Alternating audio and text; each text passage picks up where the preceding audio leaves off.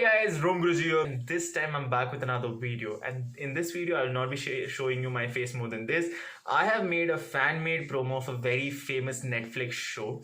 And what I'm going to do is I'm going to tell you the very basic things how I've done this. This is shot using an IQOO 3, so you have to judge the camera quality, video quality, and this was edited on DaVinci Resolve Studio.